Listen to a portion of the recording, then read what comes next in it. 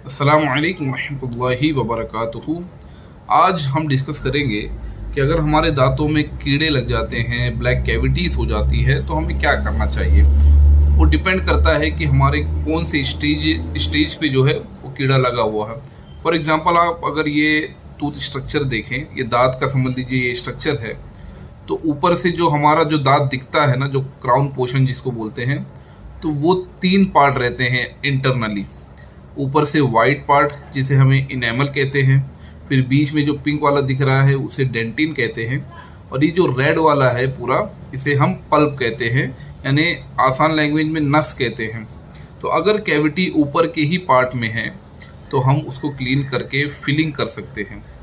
अगर वो बीच वाले पार्ट तक गया है फिर भी हम फिलिंग कर सकते हैं। इन केस अगर वो डीप होके ये नस तक चला गया है तब हमें फिलिंग नहीं करना होगा। अब हमें एक दूसरा प्रोसीजर करना होगा जिसे रूट कैनाल ट्रीटमेंट कहते हैं। ठीक है, तो अब इसमें भी कई टाइप आते हैं कि कौन सी फिलिंग की जाए। मान लीजिए इनेमल और डेंटिन में ही आपकी कैविटी है तो उसमें भी कई तरीके के जो है फिलिंग्स आते हैं। आप नीचे देख भी सकते हैं। सबसे पहले एक अमालगम फिलिंग है जिसको चांदी नॉर्मली कहते हैं। वो अभी जो है कम होते जा रहा है बिकॉज ऑफ मर्कुरी टॉक्सिसिटी। उसमें एक मर्कुरी कंटेंट होता है, तो उसकी टॉक्सिसिटी की वजह से अब वो बहुत कम जो है डेंटिस्ट यूज़ करते हैं।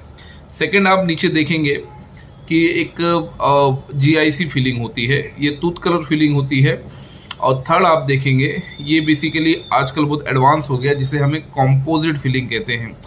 कॉम्पोजिट फिलिंग जो है वो समझ लीजिए कि दांतों में अच्छे से बॉन्ड हो जाता है, और कुछ इस तरह की लाइटें होती है जिसे हम क्यूरिंग लाइट कहते हैं, तो इससे क्योर करते हैं। इसमें भी कई क्वालिटी की आती है, और ये देख लीजिए ऐसे ये लाइट इसे ऑन होती है। अब उसके बाद आ जाते हैं, अगर वो मान लो रूट कनाल तक जाता है तो रूट कनाल की भी एक अलग प्रोसीजर है, उसका मैं आपको इंशाल्लाह एक नई वीडियो में बताऊंगा। अब फिलिंग के टाइप्स आप जान लीजिए। अगर आपके दांतों में थोड़ी कैविटी या जो भी हो, आप ज़रूर अपने नज़दीकी जो डेंटिस्ट है उन्हें जाके चेकअप कराएं। Have a good